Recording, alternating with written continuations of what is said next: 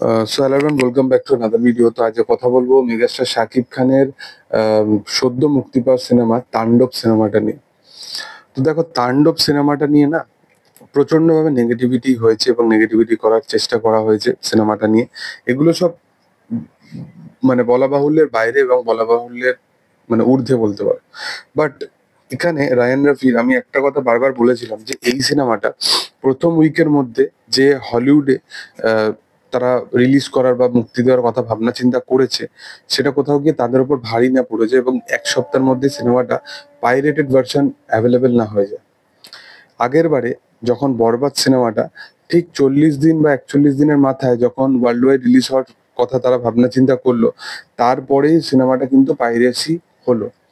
এবং তাণ্ডবও এক সপ্তাহ পর যখন দেখো ওয়ার্ল্ড ওয়াইড মানে রিলিজ হওয়ার ভাবনা চিন্তা করেছে, তখন কিন্তু তাণ্ডবের ক্ষেত্রেও এই জিনিসটা দেখা গেছে যে এই পাইরেটেড ভার্সনটা এসে গেছে ইউটিউবে অ্যাভেলেবেল এসে গেছে। এবং সেটা নয়, শুধু ঘন্টার পর ঘন্টা এই সিনেমার যে পাইরেটেড ভার্সন গুলো সেগুলো অ্যাভেলেবেল হয়ে আছে। মানে একটা সিনেমা একটা ওটিটি প্ল্যাটফর্মে দু থেকে 3 সপ্তাহ পর যখন আসে, বা 8 সপ্তাহ পরও যখন আসে, আজকে আমির খান এই জিনিসটাকে নিয়ে কতটা সিতারে জামিন পার নিয়ে কতটা সিরিয়াস ভাবে কথাটা বলছে সে, যে একটা সিনেমা পার্টিকুলারলি 8 সপ্তাহ পর যখন আসে ওটিটিতে, সেটাও কিন্তু তার সিনেমার উপর ইম্প্যাক্ট ফেলতে পারে। তো একটা সিনেমা ইউটিউবে অ্যাভেলেবেল হয়ে গেছে, ইউটিউবে এই সিনেমাটা পুরো ওপেনলি অ্যাভেলেবেল হয়ে গেছে, এর পুরো ডিউরেশন টাইম সমস্ত কিছু পারফেক্ট, এবং সেটা মাল্টিপল চ্যানেল থেকে ছাড়া হচ্ছে, একটা দুটো চ্যানেল থেকে সেটা। এবং মেকারসের তরফ থেকে এটা নিয়ে কি করা হচ্ছে বোঝা মুশকিল। মেকারসরা একটা জিনিস তারা স্টেটমেন্ট দিয়েছে যে এটার উপরে পদক্ষেপ নেওয়া হবে, অনেকে জেলে যাবে, এই সমস্ত ঠিক আছে। বাট একজন যারা এই জিনিসটাকে দেখছে, তারা ডাউনলোড করে তো আবার এটাকে স্প্রেড করতে থাকবে, এবং এটাই হয়ে গেছে।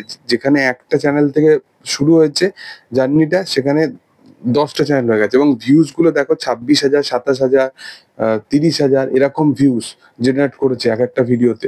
তো এই মানুষগুলো তাহলে সিনেমাটা দেখতে যাবে? এবং এইচডি প্রিন্টেড ভার্সন, হল প্রিন্ট নয়, যেটা বরবাদের ক্ষেত্রে হয়েছিল সেই সেম জিনিসটা তাণ্ডবের ক্ষেত্রে হলো।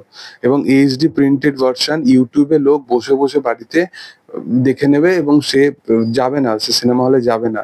মানে এই জিনিসটা, এই থিঙ্কিংটা, এবং যারা পাইরেসি করেছে তাদের তো মানে কিছু বলার নেই, তাদের উপর তো মেকার্সদের ডিসিশন নেওয়া উচিত। বাট মেকার্সরা এতটা হালকা এই জিনিসটাকে কিভাবে নিল?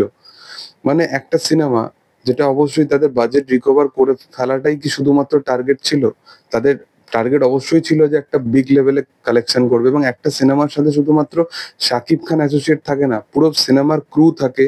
তারা যেভাবে কষ্ট করে সিনেমাটা বানিয়েছে, এক একটা সিন যেভাবে তারা কষ্ট করে বানিয়েছে, এক একটা অ্যাকশন দৃশ্য যেভাবে তারা কষ্ট করে বানিয়েছে, সেই প্রত্যেকটা কষ্টের মানে পরিণাম হচ্ছে এইটা, যে তাদের এই জিনিসগুলো, যেগুলো অডিয়েন্স তারা ভেবেছিল যে টিকিট কেটে দেখতে হবে, তার পুরো ব্যাপারটাকে পুরো ইউটিউবে এনে দিল। মানে এটা আর কিছু বলেন, এটা অনেক জায়গায় ইম্প্যাক্ট ফেলবে। এটা তাণ্ডব অলরেডি ওয়ার্ল্ড ওয়াইডে রিলিজ যেটা হয়েছে, আরো জায়গায় রিলিজ হওয়ার কথা ভাবনা চিন্তা ছিল, সেই জায়গার অডিয়েন্স দেখতে যাবে কতটা, সেটা হচ্ছে বড় প্রশ্ন।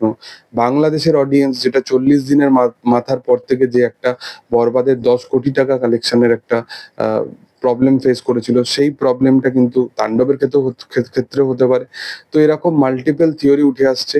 তাণ্ডব অবশ্যই ভালো কালেকশন করছে, বাট এই জিনিসটা যত আরো বেশি স্প্রেড হবে, সেটা কিন্তু অবশ্যই ক্ষতিকর সিনেমাটার জন্য। আমি জানি না এটাকে আর কিভাবে প্রপার ভাবে ঠিক করবে কিনা, বাট যারা এটা করেছে এটা একদমই ঠিক নয়। কারণ তারা নিজেদেরই দেশের সিনেমাকে তারা কোথাও গিয়ে ধরে রাখতে চাইছে না যে ভালো কালেকশন করুক। তাহলে আর কার জন্য সিনেমা বানাবে? কার জন্য? অ্যাকচুয়ালি তো অডিয়েন্সের জন্যই সিনেমা বানানো না। তো এটা একদমই ভুল কাজ হয়েছে। এরকম তো কাজ আমাদের এখানেও ইউটিউবে এরকম ভাবে অ্যাভেলেবেল হয়ে যায় না। তার কিছু বলার নেই আমার এই বিষয়টা নিয়ে। তো যাই হোক, তোমাদের কি বক্তব্য এই বিষয়টা নিয়ে, সেটা তোমরা অবশ্যই কমেন্টে জানাতে পারো। ভিডিও ভালো লাগলে অবশ্যই লাইক করো, শেয়ার করো, সাবস্ক্রাইব করো চ্যানেলটাকে, এবং পাশে থাকা বেল আইকনটা অবশ্যই প্রেস করে দিও। Thank you all, by.